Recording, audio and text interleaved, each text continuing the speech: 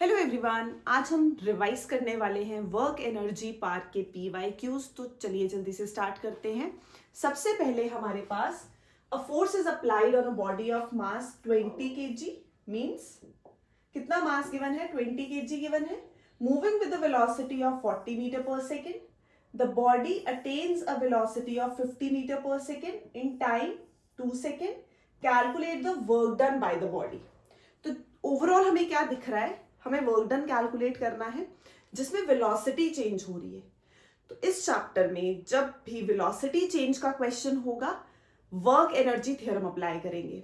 Work done calculate करना है, change in velocity है means change in kinetic energy होगा, तो work done is equal to change in kinetic energy apply करेंगे। तो हमारे पास change in kinetic energy means final kinetic energy minus initial kinetic energy. तो अगर हम काइनेटिक एनर्जी का फॉर्मूला देखें तो क्या होता है? हाफ mv² है। क्योंकि वेलोसिटी फाइनल हमारे पास v से रिप्रेजेंट कर रहे हैं तो ये फाइनल काइनेटिक एनर्जी ले लेंगे। अगर हम ले लें साथ में हाफ mu², u हम किसको रिप्रेजेंट करते हैं? इनिशियल वेलोसिटी को। v किसको लेते हैं? फाइनल वेलोसिटी को। तो एक 40 मीटर पर सेकेंड थी, एक 50 मीटर पर सेकेंड है। तो हमारे पास इसको हम बोलते हैं चेंज इन काइनेटिक एनर्जी, जो कि वर्क एनर्जी थ्योरम के अकॉर्डिंग किसके इक्वल होता है? वर्क डन के इक्वल है। तो whether increase in kinetic energy हो या डिक्रीज इन काइनेटिक एनर्जी हो, तो वर्क डन कैसे निकालेंगे हम? वर्क डन इज हाफ और m common v² minus u²। तो जब हम वैल्यूज पुट करते हैं ये आता है हाफ, मास कितना है? 20 kg, v का स्क्वायर मीन्स 2500, u का स्क्वायर मतलब 1600। तो ये हमारे पास कितना आ जाएगा? अंदर आ गया 25 माइनस 16 900 इंटू 10 9000 जूल। तो हमने क्या यूज किया? जो भी वर्क डन हम कैलकुलेट कर रहे हैं किसकी वजह से है? Due to change in velocity है। तो चेंज इन वेलोसिटी की वजह से जो वर्क डन होगा वो चेंज इन काइनेटिक एनर्जी। तो work done is equal to change in kinetic energy apply किया। Next, when the speed of a moving body is doubled then its kinetic energy becomes। तो case 1 में हम मान लेते हैं जो काइनेटिक एनर्जी है वो कितनी है? हाफ mv² है। केस 2 में हम बोलेंगे हमने वेलोसिटी को क्या कर देना है? डबल। तो v की जगह क्या ले लेंगे? 2v। तो जब सॉल्व करते हैं कितना आता है? हाफ m4v का स्क्वायर, 4 आ गया बाहर, हाफ mv²। तो जो हमारे पास फाइनल काइनेटिक एनर्जी है, हमने क्या किया? फाइनल वेलोसिटी कितनी ले ली? 2v ले ली। मतलब जो सेकंड केस में वेलोसिटी है वो डबल कर दी, तो वो 4v² हो गया। वो वाला 4 टच नहीं किया, उसको डायरेक्टली बाहर निकाल लिया। तो ये जब 4 बाहर आया, अंदर half mv² as it is, तो हमारे पास k डैश कितना आ गया? 4 times the initial kinetic energy. तो फाइनल काइनेटिक एनर्जी कितनी हो गई? becomes 4 times. Next, which of the following is the correct expression for the gain in kinetic energy? फिर से gain, work energy theorem, work done is change in kinetic energy। अब अगर initial कम है, final ज्यादा है, तो gain in kinetic energy। उसने बोला है if the initial velocity is not zero, मतलब यही वाला केस लगाएंगे। तो ये हाफ m कॉमन लेंगे, तो काइनेटिक एनर्जी कितनी आ गई? Half mv² minus u²। मतलब चेंज इन काइनेटिक एनर्जी या final kinetic energy minus initial kinetic energy. Next, Sumit does 600 joule of work कितने टाइम में? 10 मिनट्स में। 10 इंटू 60 कर दो तो आ गया 600 seconds. Amit does 300 joule of work in 20 minutes. तो 20 को 60 से कर देंगे तो हमारे पास आ गया 1200 seconds. Ratio, calculate the ratio of the powers delivered by them. तो पावर बाय कौन लगा रहा है? सुमित है पहले, और दूसरे में हमारे पास कौन है? अमित है। तो दोनों की पावर का जब फॉर्मूला लगेगा तो power is basically work done upon time. Work done होता है mgh, यहां हमें वर्क डन ही गिवन है 600 डिवाइडेड बाय टाइम है 600। तो ये आ गई हमारे पास 1, पावर कितनी आई है? 1 वॉट।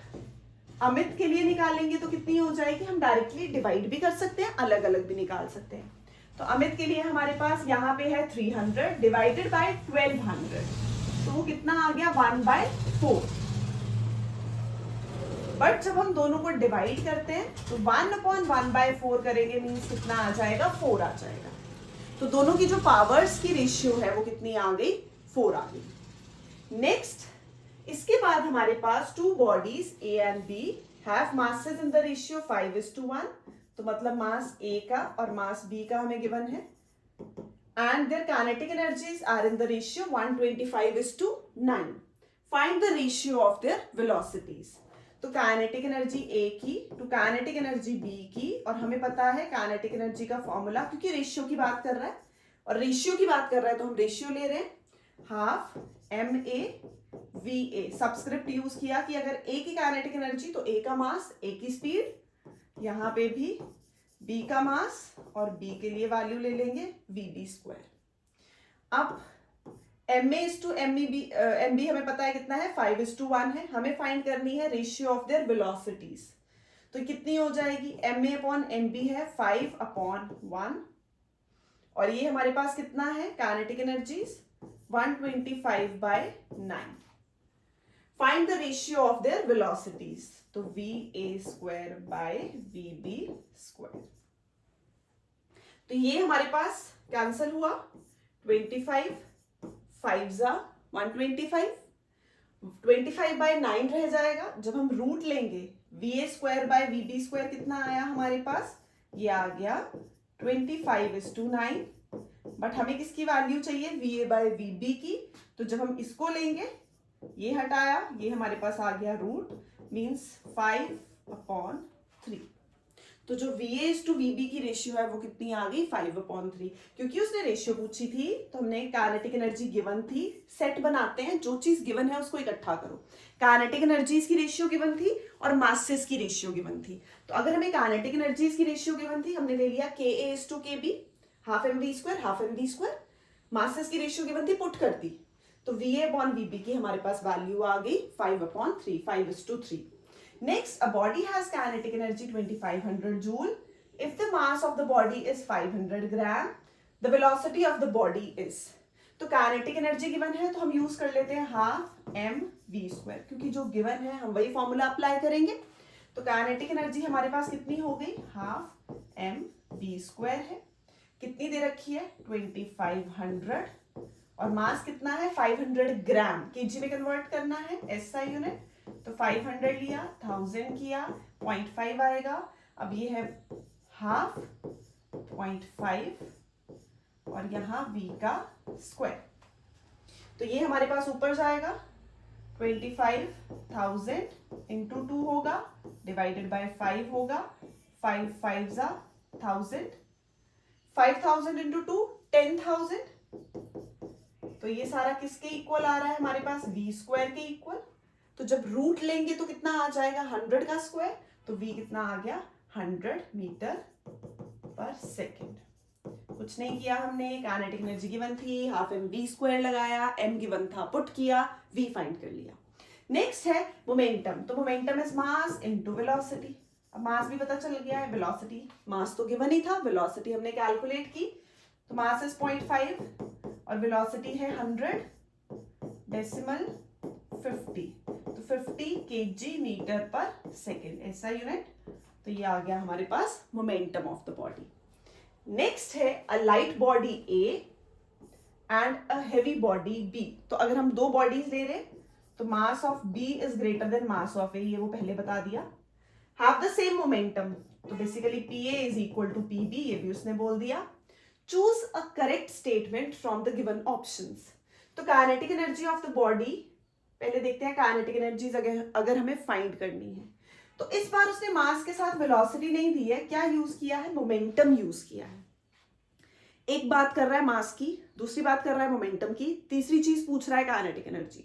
तो हम हाफ MV² लगाएंगे, नहीं, हम लगाएंगे मोमेंटम और काइनेटिक एनर्जी का रिलेशन, क्योंकि सेट बनता है, जो चीजें गिवन है वो ली, जो फाइंड करनी है वो ले लो।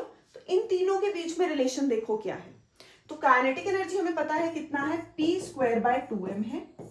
तो अगर हम ये A के लिए अप्लाई करेंगे तो ये हो जाएगा P²/2ma divided by KB, P²/2mb। Momentum मैंने क्यों सेम लिया, क्योंकि वो गिवन है, सेम ही है। तो PA और PB सेम है, तो मान लो उसको P। तो हमने P ले लिया, दोनों की रेशियो ले ली, डिवाइड किया, अब ये कैंसिल हो गया, MB ऊपर जाएगा, तो KA/KB is MB upon MA। फिर से KA/KB कितना आएगा, MB अपॉन MA आएगा। KA/KB is MB upon MA। कौन सा मास बड़ा है, B। तो mass of B bigger value है और वो किसके डायरेक्टली प्रोपोर्शनल है, A के, काइनेटिक एनर्जी ऑफ A के। तो kinetic energy of A is greater then the kinetic energy of body B।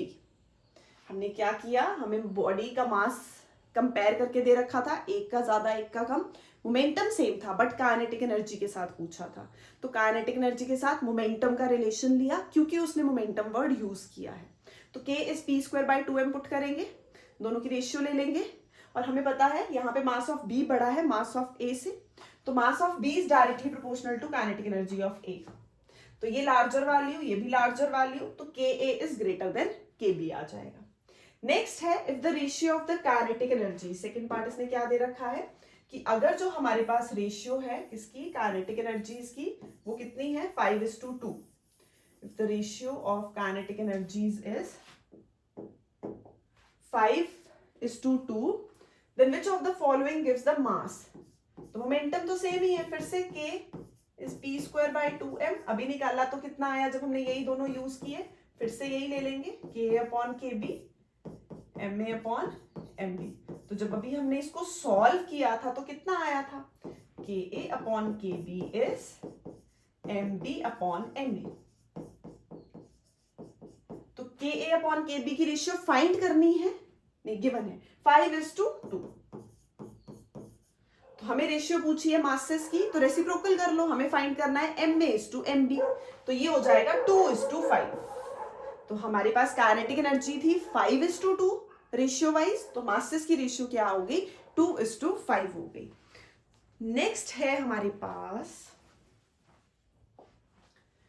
A moving body weighing 400 newton, force given है, weight given है, वेट मतलब mg, पोजेसेस कितना joule, 500 joule of work done, तो basically kinetic energy given है हमें। Calculate the velocity with which the body is moving, तो kinetic energy basically क्या होती है, 12mv²। क्या बोला उसने, काइनेटिक एनर्जी दी, काइनेटिक एनर्जी हमें पता है 12mv² है, वेलोसिटी पूछी है बट मास नहीं पता, और वेट गिवन है, तो वेट कितना होता है mg, तो यहां से m कितना आ जाएगा, m होगा force upon acceleration due to gravity, तो 400 डिवाइडेड बाय 10 मींस 40 kg। इसमें वैल्यू पुट की, इसमें वैल्यू पुट की, कितना आ गया 40, यहाँ पे 12 40 v² हमें फाइंड करना है, काइनेटिक एनर्जी है 500, ये ऊपर जाएगा 100 डिवाइडेड बाय 4 25, इसके इक्वल आने वाला है v², तो v इज 5 मीटर पर सेकेंड। फिर से जो गिवन है उसको यूज करना है, वेट गिवन है, वेट फोर्स है, फोर्स इज mg, तो mg ले लिया, वहां से m निकाल लिया, काइनेटिक एनर्जी गिवन थी लेकिन वेलोसिटी पूछी थी, तो हमने m के लिए पहले इसको यूज किया और फिर उसको पुट किया। Next, a body of mass 0.2 kg falls from a height 10 metre to a height 6 metre above the ground, find the loss in potential energy. तो लॉस ऑफ पोटेंशियल एनर्जी फिर से मतलब चेंज इन पोटेंशियल एनर्जी, मतलब हमारे पास potential energy 1 -2 या 2 -1 ले सकते हैं। अब 10 मीटर पे पोटेंशियल एनर्जी ज्यादा होगी, 6 मीटर पे कम होगी, क्योंकि पोटेंशियल एनर्जी कितनी होती है mgh, तो ये क्या आ जाएगा mgh1, कॉमन ले लेंगे mg माइनस h2। m कितना है हमारे पास 0.2, g उसने बोला है 10 ले लो, h1 माइनस h2 मतलब 10 माइनस 6 इज 4, तो ये कितना आएगा 8, और पोटेंशियल एनर्जी है तो जूल। तो लॉस ऑफ पोटेंशियल एनर्जी पूछा था, मतलब चेंज इन पोटेंशियल एनर्जी पूछा है, और फिजिक्स में चेंज मतलब final minus initial, kinetic energy का चेंज ले लो, फाइनल माइनस इनिशियल, मतलब दोनों को माइनस करना है। तो loss of potential energy find करना था, हमने देखा 10 मीटर पे ज्यादा होगी तो हमने पहले लिया 10 - 6, तो mgh होता है पोटेंशियल एनर्जी। पोटेंशियल एनर्जी कौन सी एनर्जी है? Energy possessed by the body due to its position और कॉन्फ़िगरेशन। तो पोजीशन मतलब ग्राउंड से, gravitational potential energy mgh। Next, a girl of mass 35 kg climbs up from the first floor of a building at a height 4 meter above the ground to a third floor at a height 12 meter above the ground. What will be the increase in her gravitational potential energy? फिर से same है ये। तो हमारे पास change इन potential energy निकालना है, increase in potential energy निकालना है। तो फिर से क्या आ जाएगा? mg, हाइट h2 12 बड़ी है, माइनस h1। तो a girl of mass 35 kg climbs up from the first floor to a height 4 meter above the ground to the third floor at a height 12 meter above the ground। तो m है 35, g है 10, 12 minus 4 करेंगे कितना आ जाएगा हमारे पास? 8। तो इसको solve कर लेंगे तो हमारे पास आंसर आ जाएगा जूल में। वो क्या होगी? Increase in her gravitational potential energy. Next है, calculate the change in kinetic energy of a moving body if its velocity is reduced to 1/3 of the initial velocity। तो यहाँ पे initial velocity है हाफ mv²। उसने बोला case 2, अगर ये k1 है तो k2 ले लेते हैं। उस केस में वेलोसिटी कितनी हो जाएगी? 1/3 ऑफ इट्स इनिशियल वेलोसिटी। तो हमने क्या ले लिया? v2 ले लिया 1/3 of its initial velocity. Initial कितनी थी? v, मास m, तो वेलोसिटी हमने ले ली 1/3 ऑफ इट्स इनिशियल वेलोसिटी। अब ये वाली वैल्यू को हमने पीछे भी क्वेश्चन किया, स्क्वायर करो और सीधा बाहर निकाल लो। तो ये हो जाएगा 1/9, बाकी सब नहीं छेड़ेंगे, ऐसे ही रहने देंगे। ये हो जाएगा हाफ mv²। तो हाफ mv² कितना है? k1 है। इसको हम ऐसे भी तो लिख सकते हैं 1/9 ऑफ k1। तो अब हमें फाइंड क्या करना है? Change in kinetic energy. दोनों को सब्ट्रैक्ट कर दो। तो चेंज मतलब k1 माइनस k2। तो k1 as it is minus 1/9 of k1। तो ये ऊपर जाएगा, एलसीएम लेंगे, 9 माइनस 1 k1/9। तो ये हो जाएगा 8/9 ऑफ k1। तो 8/9 ऑफ हाफ mv², मतलब इतने टाइम्स जो है हमारे पास वैल्यू रिड्यूस हो गई। नेक्स्ट, फिर से change in kinetic energy of a moving body, उसकी वेलोसिटी कितनी रिड्यूस हुई है? Reduce to 1/3। तो पहले v थी, हमने 1/3 ले लिया। दोनों को माइनस करना है, तो थोड़ा इजी करने के लिए हमने बोला हम इसको नहीं छेड़ते हैं, जैसे हमने पिछले क्वेश्चन में किया था, हाफ mv² को टच नहीं करेंगे, वैसे ही रहने देंगे। तो k1 था हाफ mv², ये आया 1/9, इसको पुट कर दिया हमने k1, तो 1/9 ऑफ k1 हो गया था। अब चेंज फाइंड करना है तो दोनों को सब्ट्रैक्ट कर लो। Rajan exerts a force of, again force given है, in pulling a cart at a constant speed, calculate the power। तो पावर और फोर्स का तो सीधा सा रिलेशन है, P is equal to FV, P is equal to FV। तो P is equal to FV use करेंगे, F है 150, V है 10, तो ये आ जाएगा 1500 what. Next, a body weighing 40 kgf। अब kgf को न्यूटन में कन्वर्ट करना है, तो 40 इंटू जी की वैल्यू 10 ले ले तो हो जाएगा 400 न्यूटन। 1 kgf इज, जनरली लिख लेते हैं 10, वैसे तो 9.8 होता है, बट इजी करने के लिए हमने 10 ले लिया। Next, climbs up a stairs of 30 steps, each having 20 centimetre height. तो टोटल हाइट कितनी हुई? Number of steps into height of each step. Number of steps कितने हैं और एक स्टेप की हाइट कितनी है? अगर हम इन सारे स्टेप्स को यूज करें, ऐड कर दें एक तरह से, तो हमारे पास टोटल हाइट आ जाएगी।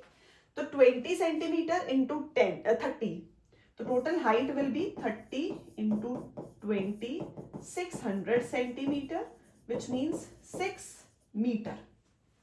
टाइम कितना है? 4 मिनट, मतलब 4 इंटू 60 कर दें तो 240 seconds.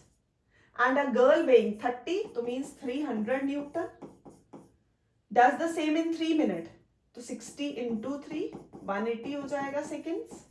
Now compare the work done, तो work done of boy to girl, तो ये होगा mgh। mg की वैल्यू हमें फोर्स गिवन है, वेट, mg कितना लेते हैं? फोर्स लेते हैं, वो गिवन है 400 इंटू हाइट 6। यहां हमारे पास वेट है 300 इंटू हाइट अगेन 6, तो ये तो कैंसिल हो जाएगा, आंसर होगा 4/3। अब पार डिवाइड बाय देम निकालना है, तो पार के लिए वर्क डन अपॉन टाइम भी लेंगे। Power is work done upon time, work done upon time, दोनों की रेशियो। इसका वर्क डन था 400 इंटू 6 डिवाइडेड बाय टाइम कितना था हमारे पास, टाइम था 240, और नीचे हमारे पास आ जाएगा 300 इंटू 6, टाइम कितना है, अगर हम सीधा ही लिखें इसको 60 इंटू 4 और यहां लिखें 60 इंटू 3, तो 60 कैंसिल, ये कैंसिल, 6 कैंसिल, तो हमारे पास क्या जाएगी वैल्यू, ये 3 ऊपर जाएगा, या 3 भी इससे कैंसिल हो जाएगा, 4 भी इससे कैंसिल हो जाएगा, 1:1। तो पावर तो दोनों की क्या आई, सेम, लेकिन वर्क डन की रेशियो कितनी आई थी, 4:3 आ गई थी। तो पावर के लिए क्या फॉर्मूला लगाया, work done upon time, work done के लिए क्या लगाया, mgh। नेक्स्ट हमारे पास, if the power of a motor be 100 kilowatt, at what speed can it raise a load of 50,000 newton. तो फिर से पावर इज अगेन FV, और हमें स्पीड बतानी है, तो स्पीड हो जाएगी पावर अपॉन फोर्स। पावर कितनी है हमारे पास, 100 kilo means 10⁻³ what, divided by force 50,000 newton, तो ये 1000 और ये 1000 कैंसिल, और हमारे पास ये इससे जाएगा मीन्स 2 मीटर पर सेकेंड। तो हमने फिर से वही रिलेशन यूज किया, पावर, फोर्स और वेलोसिटी का। नेक्स्ट है a metal ball of mass 60 ग्राम, तो मतलब 60 को 1000 से हम डिवाइड करने वाले हैं, तो हमारे पास आ जाएगा 0.06 kg, falls on a concrete floor from a vertical height of, एक हाइट गिवन है आपको 2.8 मीटर, यहां से यहां बॉल गिरेगी, तो यहां हमारे पास जो पोटेंशियल एनर्जी है that will be equal to its kinetic energy just before striking the ground. जो पोटेंशियल एनर्जी हाइट पे होगी वही काइनेटिक एनर्जी कितनी होगी, just before striking the ground, and rebounds to a height of, यहां तक वापस आएगी मान लो 1.3 metre. Find the change in kinetic energy, तो काइनेटिक एनर्जी के लिए तो वेलोसिटी चाहिए, वेलोसिटी तो गिवन नहीं है। इस केस में जब स्ट्राइक करना है तो जस्ट बिफोर वाली जो काइनेटिक एनर्जी होगी वो इक्वल होगी टू दिस पोटेंशियल एनर्जी, और यहां जब वो रीबाउंड करेगी, तो जब वो रीबाउंड करेगी, रीबाउंड करते टाइम हमारे पास जो इसकी काइनेटिक एनर्जी है वो इस पोटेंशियल एनर्जी की इक्वल होगी। तो अगर मैं ये पोटेंशियल एनर्जी निकाल लूं और ये पोटेंशियल एनर्जी निकाल लूं, so this potential energy is equal to this kinetic energy, means potential energy at height is equal to the kinetic energy, just kinetic energy of the ball just before striking the ground, and this potential energy height h2 that is equal to the kinetic energy just after rebounding। तो यहाँ पे हमारे पास ये potential energy निकालने के लिए या ये काइनेटिक एनर्जी निकालने के लिए फॉर्मूला तो वही लगेगा mgh, तो mgh is 2.8, और सिमिलरली केस 2 में जो काइनेटिक एनर्जी है वो इक्वल होगी, मतलब ये स्ट्राइक करने से पहले पोटेंशियल एनर्जी और ये वाली रिबाउंड करने के बाद, जस्ट रिबाउंड कर रही है, तो यहाँ पोटेंशियल एनर्जी mg और हाइट है 1.3, तो फिर से दोनों को सब्ट्रैक्ट करेंगे तो चेंज आ जाएगा mg 2.8 माइनस 1.3, तो m कितना है हमारे पास 0.06, g अगर हम 10 ले लें, इसकी वैल्यू सॉल्व करेंगे तो हमारे पास आंसर आ जाएगा, तो ये आ जाएगा जूल में। तो बस हमने क्या लगाया है, law of conservation of energy लगाया है कि अगर हम बॉल ऊपर से फेंक रहे हैं तो हाइट पे जो पोटेंशियल एनर्जी है that is equal to the kinetic energy just before striking the ground. Next, a body P has a mass of 20 kg and is moving with velocity of इतना। Another body Q has mass 5 kg moving with velocity of 20 meter per second। तो मास है 5 और velocity है 20। Calculate the ratio of momentum of P is to Q। तो मतलब P of P to P Q। तो ये मास 20, velocity 5, मास 5, velocity 20, 1:1, क्योंकि same है दोनों चीजें, चेंज कर दी, बस इंटरचेंज हो गई values. Next, kinetic energy of P in SI units, तो काइनेटिक एनर्जी P की लेनी है तो हाफ मास भी P का लेंगे, स्पीड भी P की लेंगे, बट हमें यहाँ पे हाँ वेलोसिटी गिवन है तो आ जाएगा half mass of P is 20 और है 5 का स्क्वायर 25, तो ये आ जाएगा 250 जूल। काइनेटिक एनर्जी किसकी पूछी थी? P की पूछी थी। तो जहां रेशियो ऑफ मोमेंटम है फॉर्मूला क्या लग रहा है? Mass into velocity, mass into velocity. Next, work done by the heart is 1 joule per beat, मतलब एक बीट में कितना वर्क डन किया है? 1 joule. Calculate the power of the heart if it beats 72 times, तो work done in 1 beat is 1 joule, तो 72 beats कितना हो जाएगा? 72 जूल हो जाएगा। और हमें क्या फाइंड करना है? पावर, तो वो होती है work done upon time. Work done है 72, टाइम हमारे पास 1 मिनट मींस 60 सेकेंड, तो ये जाएगा 12 पे 1.2 what. Next, two bodies A and B of equal mass, mass of A is equal to mass of B, are kept at height of 20, 30. H1 है 20 और H2 है 30. Calculate the ratio of their potential energies. तो potential energy of 1 to potential energy of 2. Formula होता है mgh1 mgh2। मास हम same क्यों ले रहे हैं? क्योंकि दे रखा है। g भी सेम हो जाएगी 2/3। सिर्फ हाइट वेरी कर रही है, तो अगर हाइट वेरी कर रही है तो हाइट की रेशियो आ गई 20/30, तो मीन्स 2/3।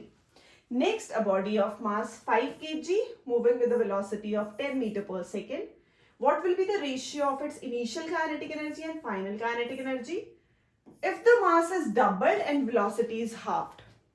मतलब पहले में तो कोई प्रॉब्लम नहीं है, half M V square K1 half M V square, half mass है 5, वेलोसिटी है 10 का स्क्वायर 100, तो ये आ जाएगा हमारे पास 250 जूल, कोई प्रॉब्लम नहीं।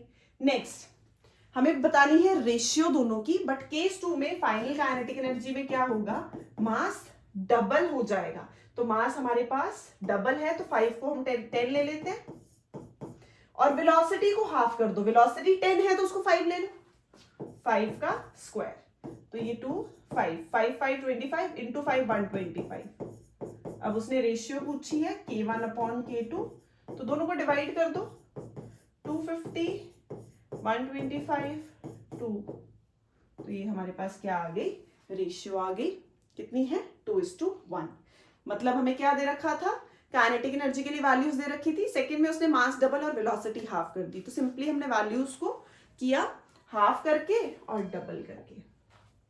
Next, a car of mass 120 kg is moving at a speed of, अब ये 18 किलोमीटर पर आवर है, हमें मीटर पर सेकेंड में चाहिए है तो u, and accelerates to attain a speed of 54 v, time 5 seconds t। फिर से चेंज इन वेलोसिटी का क्वेश्चन, तो change in velocity work energy theorem, half M V square minus half M V U square, तो work done कितना हो जाएगा? Work done हो जाएगा हाफ m 120 v का स्क्वायर, हम फॉर्मूला लगा रहे हैं half M V square minus U square, तो v 18 को कन्वर्ट करना है तो 5/18 से करेंगे, जो कि आ जाएगा 5 मीटर पर सेकेंड। 54 किलोमीटर पर आवर, फिर से मीटर पर सेकेंड में चेंज करना है तो 54 इंटू कर दो 5/18, तो ये हमारे पास 15 आ जाएगा, तो यहाँ 5 और 15, तो 15 का स्क्वायर माइनस 5 का स्क्वायर, तो जब हम ये करते हैं यूज तो हमारे पास क्या आ जाएगा? वर्क डन आ जाएगा हाफ एम वी स्क्वायर, हमने वी स्क्वायर जो वी की वैल्यू थी उसको किलोमीटर पर आवर से मीटर पर सेकेंड में किया, तो ये आ गया हाफ एम 15 का स्क्वायर माइनस 5 का square.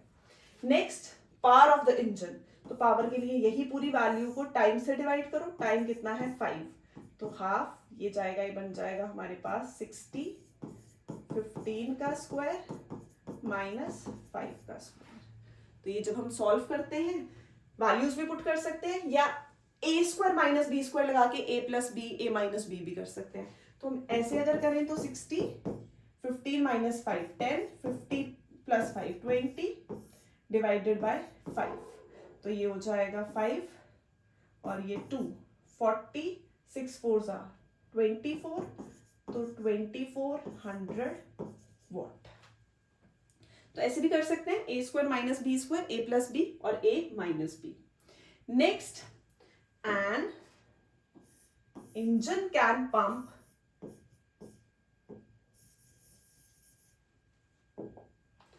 30,000 litre of water to a vertical height of 45 meter.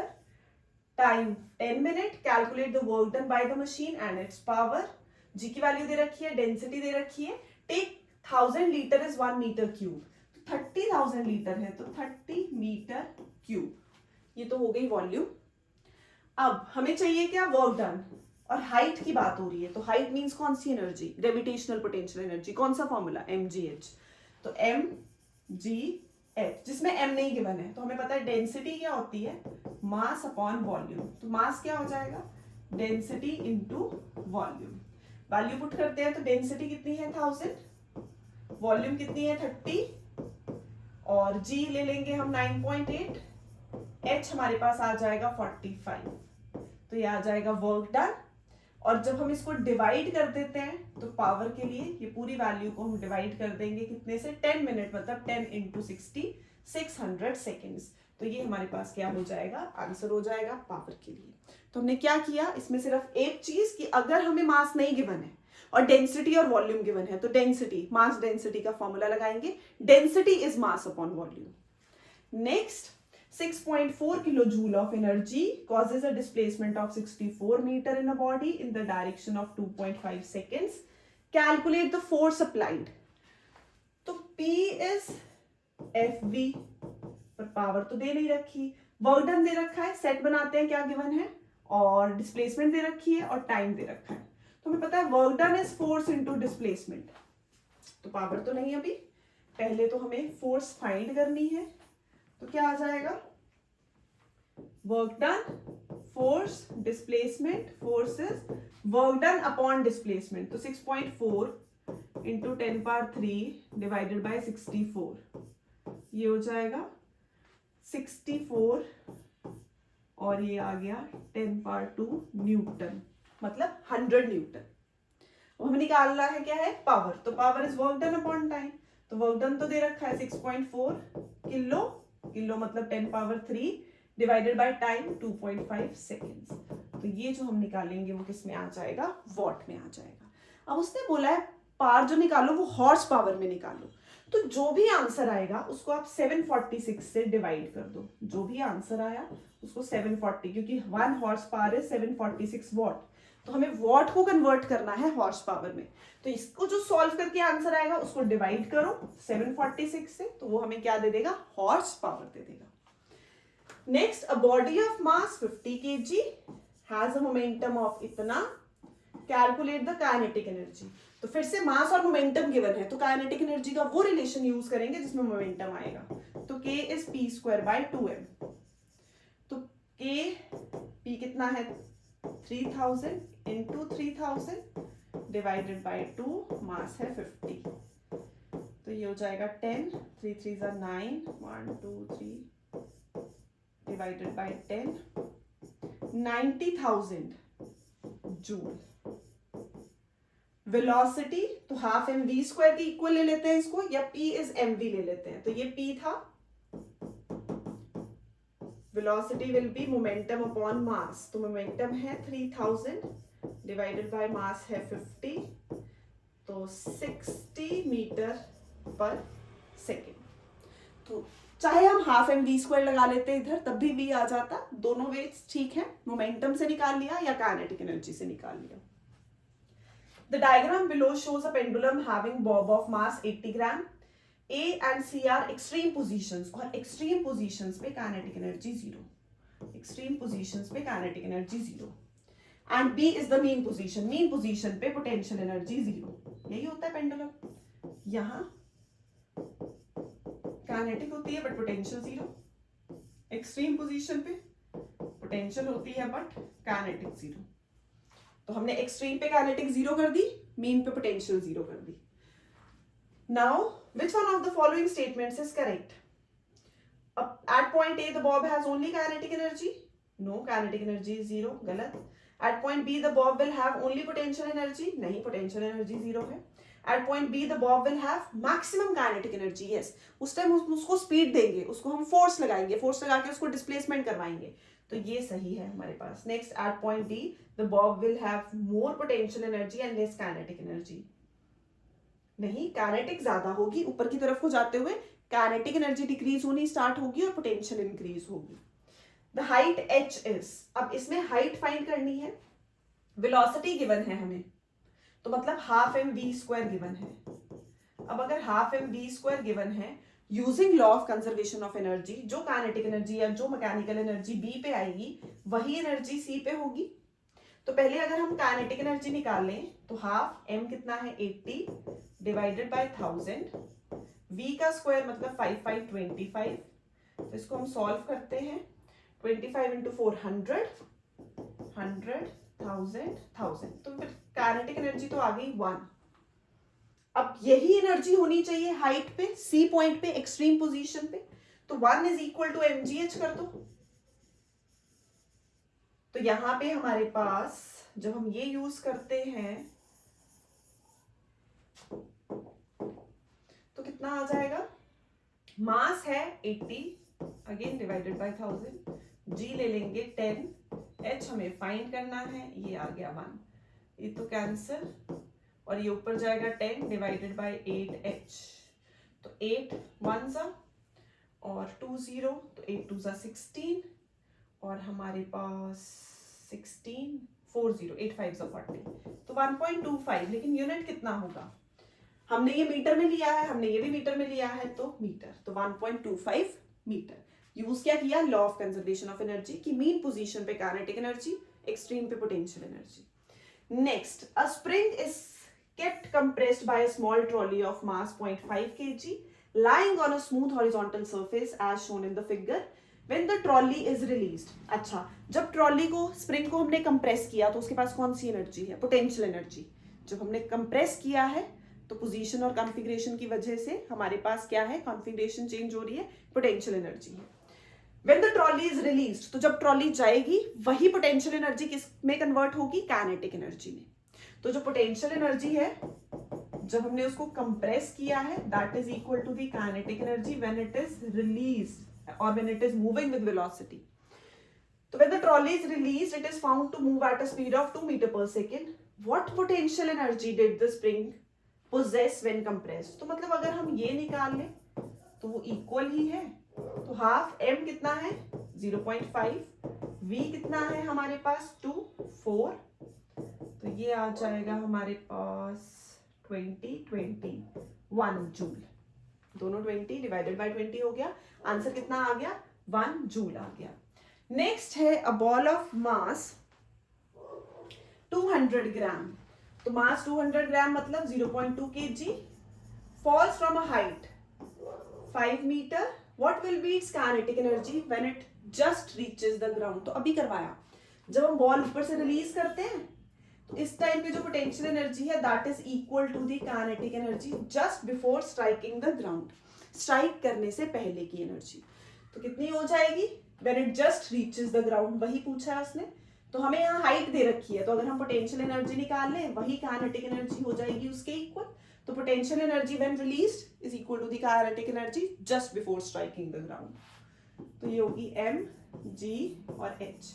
m कितना है 0.2, g कितना है 9.8, h कितना है 5।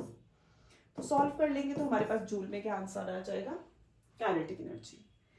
Next, a body of mass 10 kg is kept at a height of 5 meter, it is allowed to fall and reach the ground। Body of mass 10 kg कितनी height पे रखा है, 5 मीटर पे रखा है, it is allowed to fall and reach the ground. तो highest position पे, यहाँ पे अगर हमें पोटेंशियल एनर्जी निकालनी है तो क्या लगाएंगे, फिर से mgh लगा लेंगे। Now what is the mechanical energy, total mechanical energy possessed by the body at a height of 2 metre assuming it is a frictionless medium. तो हमें 2 मीटर पे बतानी है, तो 2 मीटर पे हमारे पास क्या बतानी है, टोटल मैकेनिकल एनर्जी। तो यहाँ कितनी होगी, टोटल एनर्जी तो कंजर्व रहती है, law of conservation of energy बोलता है यहाँ यहाँ यहाँ यहाँ हर पॉइंट पे एनर्जी जो है वो क्या है, कंजर्व्ड है। तो अगर हम टॉप की निकाल लें तो बीच में किसी भी पॉइंट पे पूछी हो वो सेम ही रहने वाली है। तो कितना आएगा, m इज 10, g अगर हम 10 ले लें, h 5 है तो 500 जूल। तो बेसिकली 500 जूल होगी टॉप पे और वही होगी हाइट 2 मीटर पे। Now what is the kinetic energy possessed, फिर से वही potential energy when released is equal to the kinetic energy just before striking the ground। तो वही kinetic energy हमारे पास यहाँ पे भी होगी। तो चाहे यहाँ पूछी थी, यहाँ पूछी थी, एनर्जी जो है law of conservation of energy use कर रहे हैं तो हर पॉइंट पे क्या रहेगी, सेम रहेगी। Next, the figure below shows a simple pendulum of mass 200 gram. It is displaced from the mean position. तो मीन पे इसके पास कौन सी है, काइनेटिक है और पोटेंशियल 0 है। The potential energy at the position A is 0, ठीक है। At the position B the pendulum bob is raised by 5 meter। Extreme position पे kinetic 0, but इसके पास potential होगी। तो potential energy कितनी होगी, mgh। m कितना है, 200 means 0.2। g हम कितना ले लें, अगर हम 10 ले लें, ये बोला है, और h हमारे पास कितना है 5, तो ये आ जाएगा 10 जूल। तो अगर 10 जूल यहाँ है मैकेनिकल, 10 जूल यहाँ होगी और 10 जूल यहाँ होगी, अभी जो हमने किया। तो what is the potential energy of the pendulum at point B, निकाल दिया हमने 10 joule. What is the total mechanical energy at point C, अभी बताया, law of conservation of energy बोलता है same 10 joule. What is the speed of the bob at position A when released from B. अब speed निकालनी है तो law of conservation of energy यही 10 joule is half m v square, क्योंकि there is no loss of energy. तो 2 into 10 20 divided by mass m करेंगे 0.2, ये जाएगा, ये आएगा 100, वेलोसिटी आ गई 10 मीटर पर सेकेंड। तो law of conservation of energy वही टोटल एनर्जी ली है 10, टोटल एनर्जी 10 किसके इक्वल हो जाएगी, हाफ एम वी स्क्वायर के इक्वल, तो v निकाल दिया। Next, 2 identical marbles A and B are rolled down along the path 1 and 2 respectively. Path 1 is frictionless, मतलब सब कुछ conserved. Path 2 is rough, rough में आ गया फ्रिक्शन, फ्रिक्शन में होगा लॉस ऑफ एनर्जी। तो law of conservation of energy कहाँ लगने वाला है, पाथ 1 पे लगेगा जो फ्रिक्शनलेस है। Which marble will surely reach the next peak, 1, क्योंकि फ्रिक्शनलेस सरफेस पे जा रहा है। along which path the mechanical energy will be conserved, again 1, अभी बताया, जहां फ्रिक्शन होगा वहां लॉस होगा। along which path in which the law again is conserved, 1, तो क्योंकि फ्रिक्शनलेस है तो वहां पे क्या होगा, सब कुछ कंजर्व्ड होगा। नेक्स्ट, अ बॉडी ऑफ मास 200 ग्राम मतलब 0.2 kg falls freely from a height of 15 meter। When the body reaches 10 meter above the ground, its potential energy will be, कितनी हो जाएगी, पोटेंशियल एनर्जी होगी mgh। m कितना है 0.2, g कितना है 10, h 10 मीटर। तो जब हम सॉल्व करते हैं तो ये आ जाएगी हमारे पास 20 जूल। तो उसने पोटेंशियल एनर्जी कहाँ पूछी थी, 10 मीटर पे पूछी है अबव द ग्राउंड, तो कितनी आ गई हमारे पास 20 जूल आ गई। Next, the gain in kinetic energy. अभी पीछे किए इतने questions. Gain means change in energy, change मतलब final minus initial, of the body when it reaches 10 metre above the ground. अगर उसने सीधा 10 पे पूछी होती तो हम लगा देते mgh। अगर उसने पोटेंशियल एनर्जी पूछी होती तो mgh, बट उसने बोला ड्यूरिंग मोशन कितना चेंज हुआ, तो चेंज होगा mgh, हाइट माइनस कर देंगे दोनों की। तो एक हाइट हमारे पास कितनी है 15, क्योंकि वो 15 से गिर रहा है, तो जब वो यहां से गिर रहा था यहां पहुंचा 15 पे था, अब ये 10 पे है, तो कितना डिफरेंस है हाइट का 5। तो mgh1 माइनस h2 मतलब 5 आ जाएगा डिफरेंस। तो यहाँ एनर्जी कितनी होगी, मास है अगेन हमारे पास 0.2, g है 10 और डिफरेंस है 5, तो ये हम लेंगे तो आ गई 10 जूल। तो क्योंकि गेन पूछा था, गेन मतलब चेंज, तो चेंज इन पोजीशन निकालो, चेंज इन पोजीशन की वजह से चेंज इन पोटेंशियल एनर्जी निकालो, अपने आप गेन आ जाएगा। Total mechanical energy it will possess when it is just about to strike the ground. तो अभी किया, जितनी हाईएस्ट पोजीशन पे होगी उतनी हमारे पास just before striking the ground होगी। तो potential energy at the top position is equal to the kinetic energy just before striking. तो पोटेंशियल एनर्जी निकालनी है तो वही इक्वल हो जाएगी, तो m फिर से 0.2, g 10 और हाइट 15 ले लेंगे इस बार, क्योंकि जर्नी शुरू कहाँ से हुई है, 15 से हुई है। तो ये आ गया 5, 15 2 30, तो 30 joule. Velocity in meter per second with which the body will hit the ground is, तो velocity half M V square. Law of conservation of energy बोलता है यहाँ अगर 30 जूल है तो यहाँ भी 30, यहाँ भी 30, यहाँ भी 30 और यहाँ भी 30 होगी। तो हमारे पास कितनी आ जाएगी हाफ एम वी स्क्वायर, 30 के इक्वल। अब हमें वी स्क्वायर चाहिए तो वो होगा 2 इंटू 30 डिवाइडेड बाय मास 0.2, तो ये कैंसिल हो गया। ये आ जाएगा 10√3 मीटर पर सेकेंड, क्योंकि यहाँ वी स्क्वायर है 300, तो जब रूट लेंगे तो क्या होगा, 10√3 होगा। ओके बेटू, बाय।